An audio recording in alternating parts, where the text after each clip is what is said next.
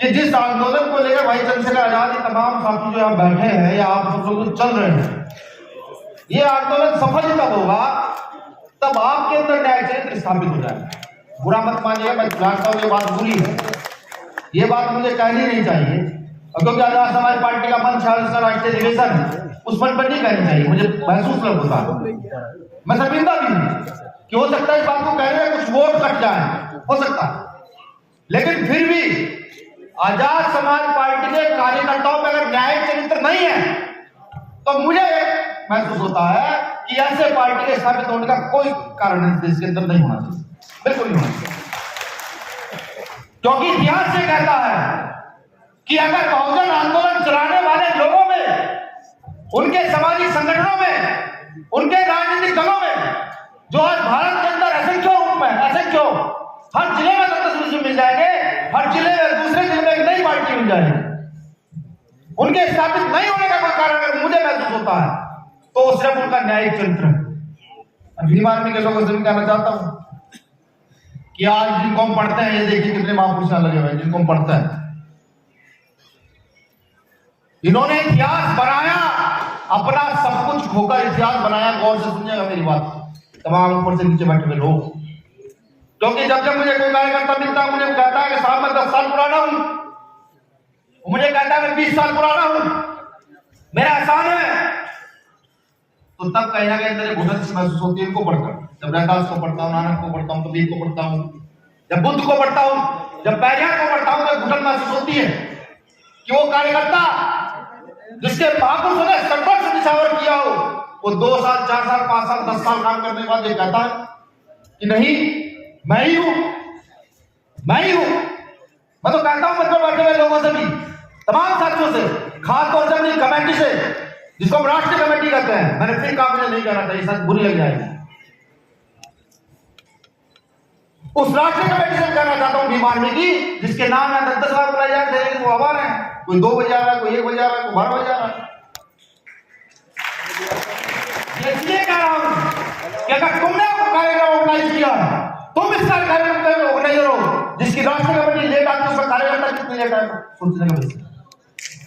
मैं ये भी जानता हूं इस कार्यक्रम के बाद मुझे कहा जाएगा, बहुत सारे भीम आर्मी के पदाधिकारी कहेंगे कि सर हमें बोलने का मौका नहीं दिया, हमारा नाम नहीं आया।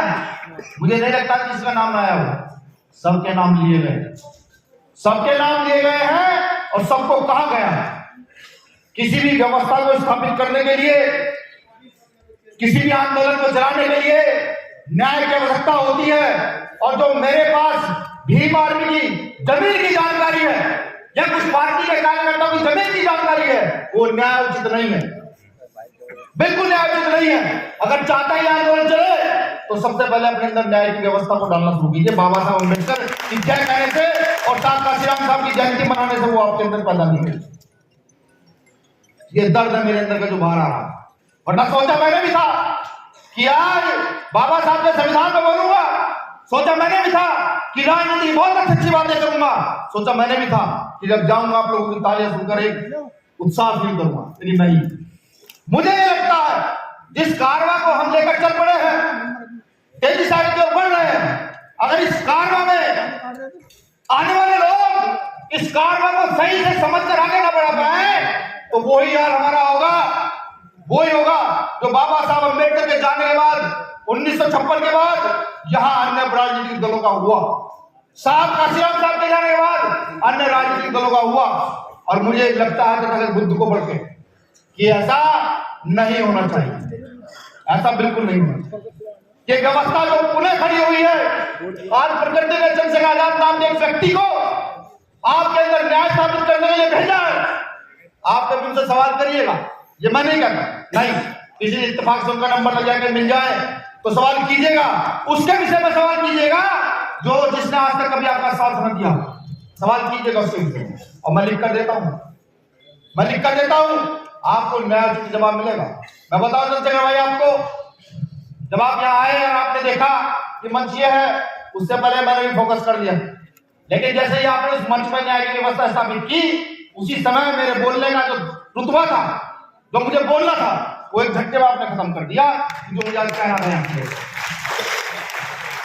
मैं गौरवान्वित भी हूं, बिल्कुल गौरवान्वित हूं कि हम दोनों लोग साथ चले, कि मैं एक ऐसे व्यक्ति के साथ काम कर रहा हूं और चल रहा हूं जो कहीं पर बैठा हो, वो आसमान हो या जमीन हो, वहां न्याय की आवाज को बुलंद करना जानता है बिना मतलब मैं गौरवान्वित आज।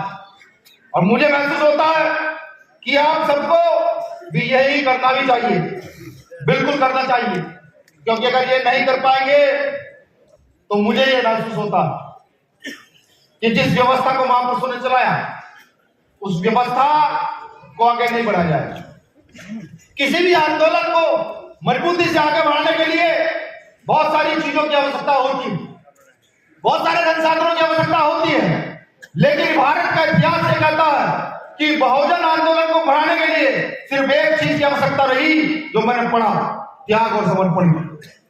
अगर आप अपनी पार्टी, अपने संगठन, अपने नेता में त्याग और समर्पण कर दो उसके लिए, तो मैं कहता हूं जो काम 20 साल में 10 साल में होना चाहिए वो अगले 5 साल में हो जाए। बिल्कुल करता। मैं यह भी महसूस कर रहा हूं कि बहुत सारे साथी जो आज मंच पर नहीं चढ़े उनको बुरा लगा होगा, लेकिन मैं इसके साथ साथ ये भी बता दूं कि अनुशासन है सफलता की पहली सीढ़ी किसी भी सामाजिक संगठन की। अभी भाई साहब मुझे कह रहे थे कि नहीं, कहीं ना कहीं तो चीजें स्थापित करनी पड़ेगी अनुशासन को लेकर। तो सीधी सी बात है, जब राष्ट्र का सेमिनार होगा तो राष्ट्र की कमेटी यहां बैठेंगी, जब प्रदेश का सेमिनार होगा तो प्रदेश की कमेटी यहां बैठेंगी, जब मंडल के सेमिनार होगा तो मंडल की कमेटी यहां बैठेंगी।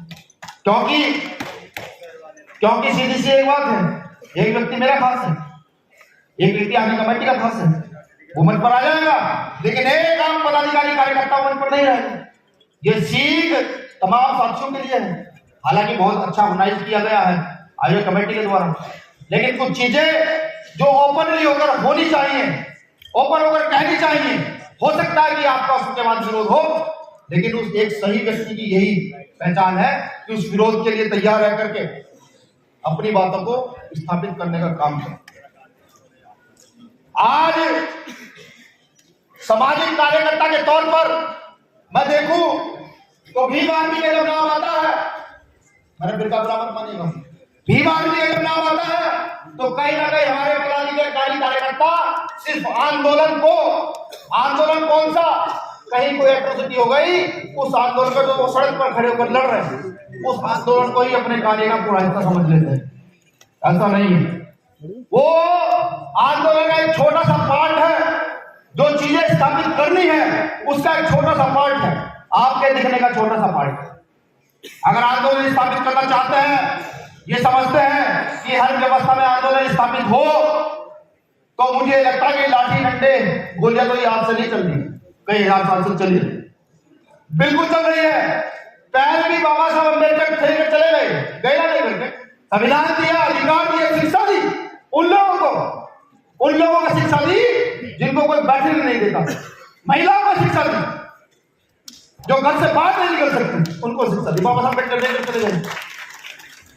पैन दे दिया, ताकत दे दी, पढ़ा लिखो, पढ़ो, अपने अधिकार के प्रति जागृत होकर लड़ो।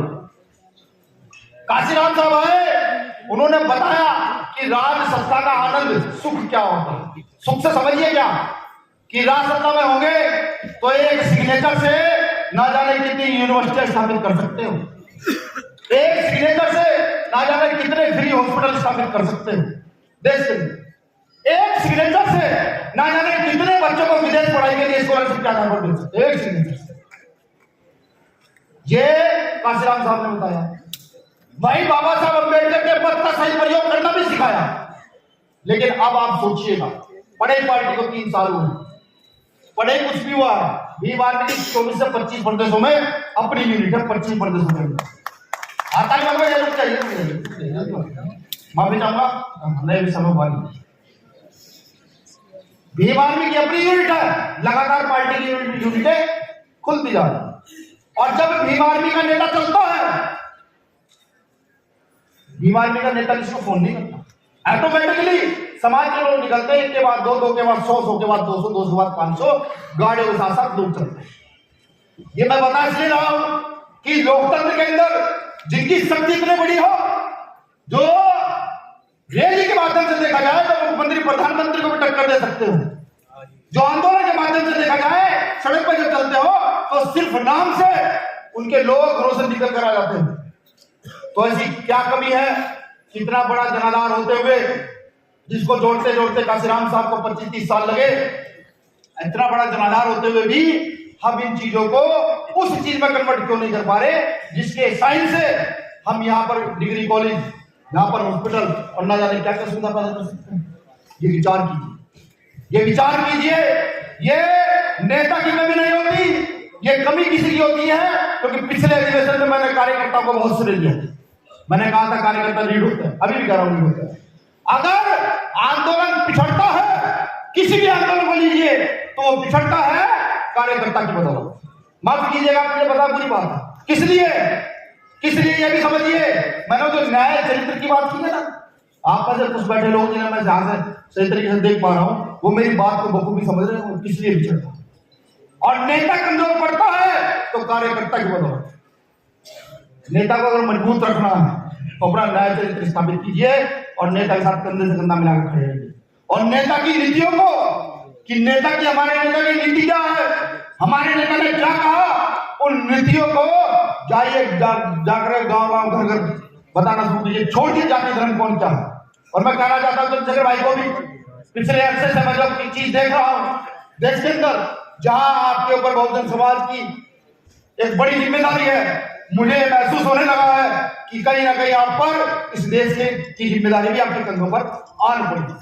आपको और दूसरी तेजी से काम करना होगा, क्योंकि जिस तेजी के साथ इस देश को बेचा जा रहा है, जिस तेजी के साथ इस देश में खरीद फरोख्त हो रही है, यहाँ का इतिहास से कहता है अंग्रेज से पहले और भी शासक रहे, लेकिन अंग्रेजों के खिलाफ हथियारबंदी चलाया गया था। बिल्कुल, जहां तक मैंने पढ़ा है, मुझे लगता है कि एक्ट जो बने दलितों के लिए, आदिवासियों के लिए, महिलाओं के लिए, शायद से चला गया होगा, मैं गलत भी हो सकता हूं। लेकिन अगर देश की बात है तो समझिए आपकी भी जिम्मेदारी है। आपको चंद्रशेखर आजाद भाई का कंधा मजबूत करना पड़ेगा, यहाँ बैठे हुए लोगों का कंधा मजबूत करना पड़ेगा, तब जाकर के आपकी कहीं ना कहीं इतिहास में हिस्सेदारी तय हो सकती है। वरना ताली बजाने से इतिहास नहीं बनेगा, और ताली बजाने से आने वाली नस्लें आपके गलों में हार की माला नहीं डालेंगे।